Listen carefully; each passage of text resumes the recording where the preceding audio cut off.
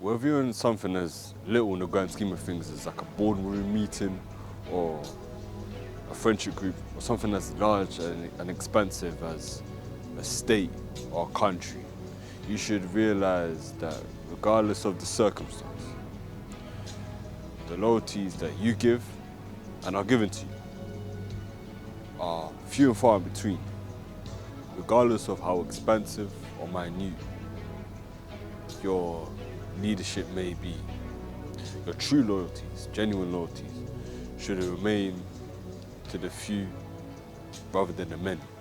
See, loyalty is a precious thing, and those who decide to turn their noses up at loyalty are the ones that are not deserving of it at all. So the same exact way as respect, loyalty must be earned, and that's a non-negotiable. You see the men of the past who are willing to not only kill, but die for their leader, for their state, for their country. That is true undogged loyalty. And that's something that should be held with great adulation and great reverence.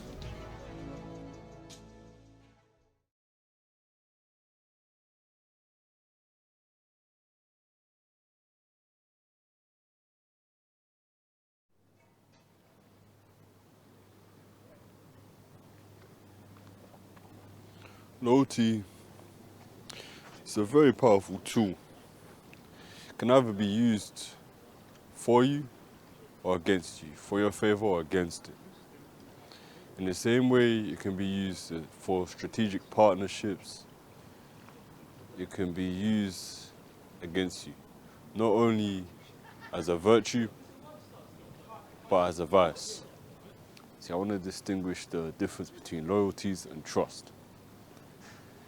The kind of conventional ways to look at loyalties and trust simultaneously in a negative light is more so to do with betrayal, which I will not really be getting into today.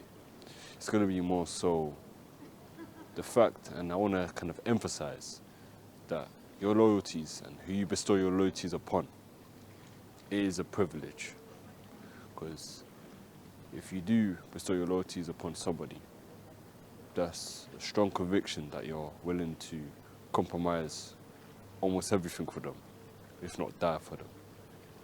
So today, that's what I really want to get into.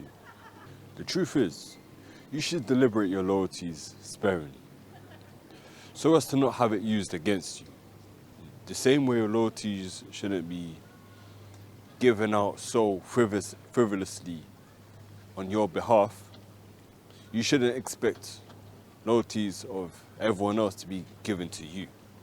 Whether you're in something as little in the grand scheme of things as like a boardroom meeting or a friendship group, or something as large and expensive as a state or a country, you should realize that regardless of the circumstance, the loyalties that you give and are given to you are few and far in between.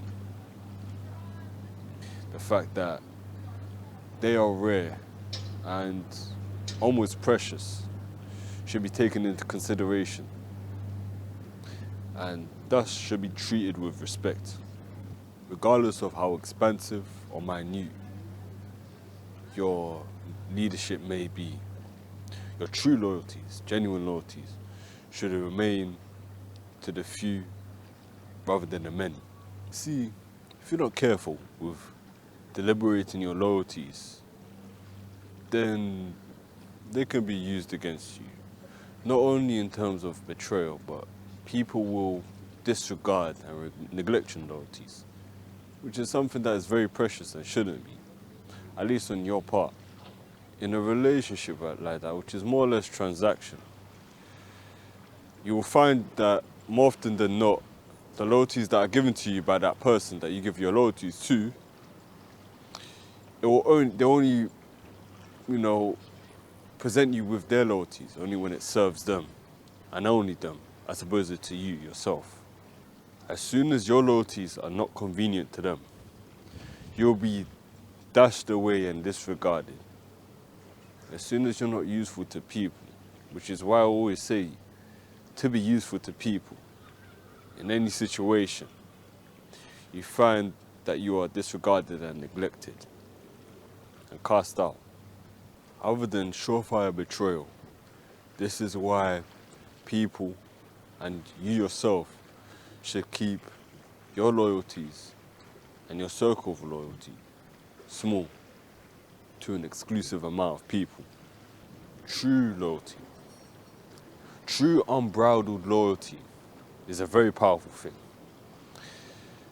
And the thing is about such uncompromising loyalty is that it's such a rare experience and such a rare thing to encounter from an interpersonal standpoint in life, and should therefore be treated with great care and great consideration.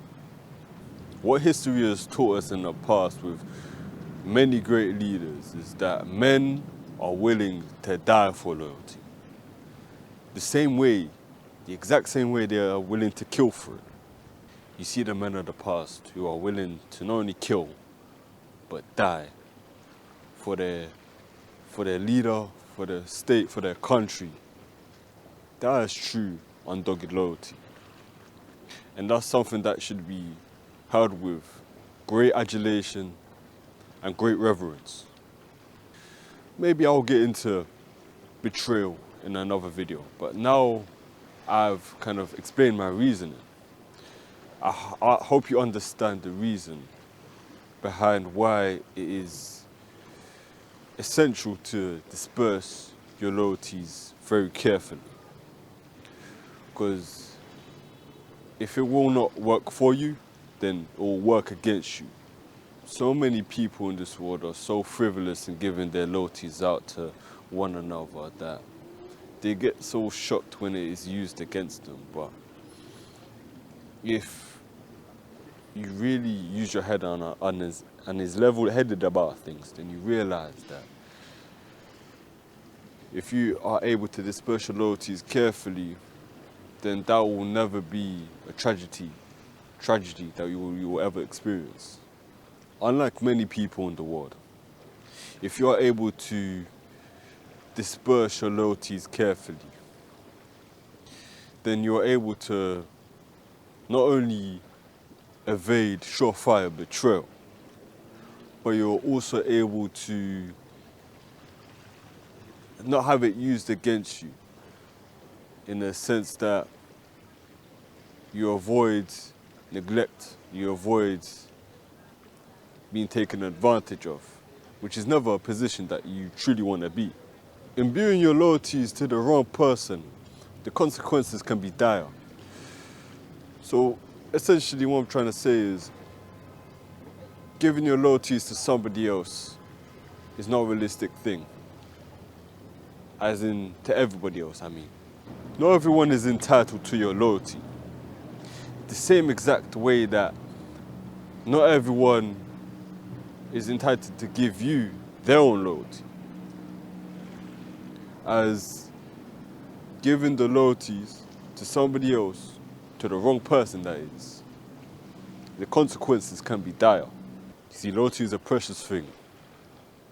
And those who decide to turn their noses up at loyalty are the ones that are not deserving of it at all. So the same exact way as respect, loyalty must be earned, and that's a non-negotiable. Whether that's you earning somebody else's loyalty or someone else earning your loyalty, acknowledge and consider the fact that loyalty must be earned. It's not given, but only earned. What happens to a thing that is given so frivolously? It loses its worth. You have a coin. You have this coin that's manufactured. It has, I don't know, some sort of defect about it. A special kind of very distinct defect. Something that's special, something that is maybe even valued. It's something that should be held to not necessarily great acclaim, but should be somewhat revered. Now you have a million different coins out there that look the exact same, and they're just given out sparingly. What value does it have? It has no value whatsoever. So picture that the coin that I mentioned